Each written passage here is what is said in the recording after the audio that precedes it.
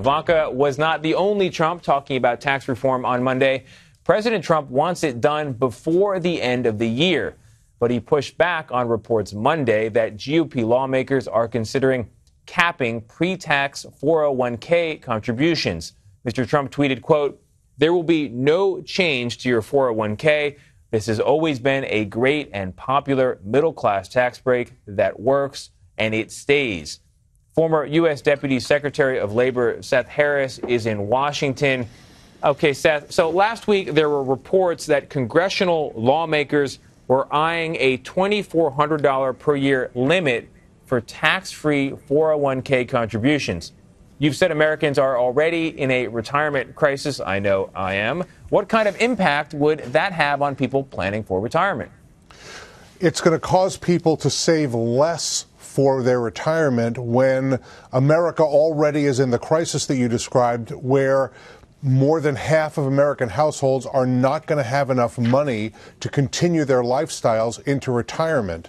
Fewer than a quarter of baby boomers, people in my generation who are now beginning to retire or have started to retire now, fewer than a quarter believe they're going to have enough money in retirement to last for the rest of their lives. So this change in tax policy, reducing the tax-protected amount you can put in your 401k from $18,000 to $2,400, will cause people to save less. They will be worse off in retirement, and the government is going to end up having to step in. It would remove the incentives for putting money away. Now, the president tweets that this should stay. It's popular and it works.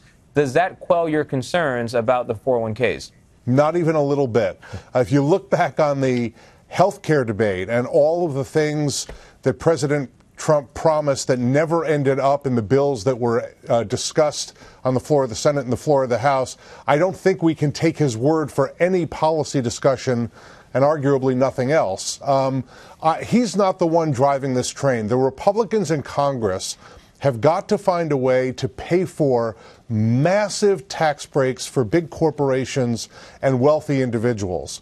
And the only way to do that is to take money from somebody else for something else. And apparently what they've decided is that they're going to make middle-class retirement savers pay for those tax breaks for the wealthy. So they don't care about the deficit as much as they used to. I'm a little bit confused because the lawmakers say they want to cut taxes, but they are not really explaining too well how to pay for it, except for potentially eliminating this popular 401k loophole. So where do Republicans seem to stand currently on the deficit, and how much should people care about the deficit? Is that a real issue? Well, the deficit is a real issue, and how much the Republicans care about it is evidenced by the Senate budget bill, which authorizes a tax reform package that would add $1.5 trillion to the budget, to the overall national debt. The president, of course, is urging the members of the House to adopt the Senate budget. So apparently increasing the deficit by $1.5 trillion is now acceptable Republican doctrine. Now, there are some in the Republican Party who are aggressive deficit hawks. Senator Bob Corker from Tennessee, for example, has said that he is not likely to vote for a tax bill that increases the deficit. So they're going to have to find ways to pay for some of these gigantic tax cuts by taking money from somebody else in the American economy. When do you anticipate details of this tax plan trickling out? We've heard some talk, we've heard some generalities. When do we get down to what's actually in it? Right, I think we're going to see the details at the very last conceivable minute because there's going to be a lot of pain in this tax bill. They've already put out a 9-page proposal that is sort of giving out the candy before dinner, but pretty soon America's going to have to eat their vegetables, and there's going to be some real ugliness. So, for example, the discussion about state and local tax deductibility, no longer allowing folks who live in high tax states like you do in New York and like I do in Maryland to deduct those state and local taxes from their federal tax returns. That's going to hurt a lot of people, and a lot of people who live in districts that are represented by Republican congresspeople.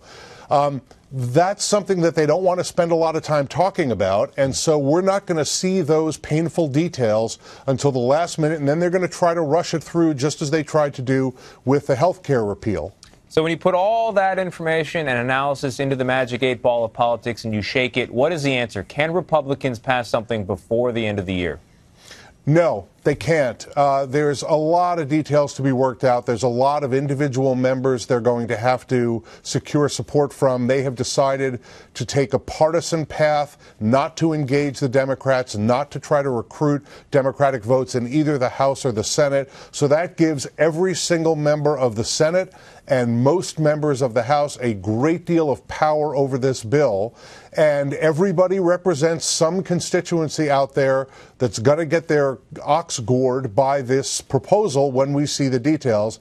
And let me say it's going to get pretty ugly. I think ultimately the Republicans will have to pass a bill because if they don't, it's going to be political suicide for them. This is the one piece of Republican orthodoxy where you cannot be a heretic. So they're going to have to pass something, but it's going to take them a while to get even to 50 votes in the Senate and a majority in the House. All right. Former Deputy Labor Secretary Seth Harris, thank you very much. Thank you.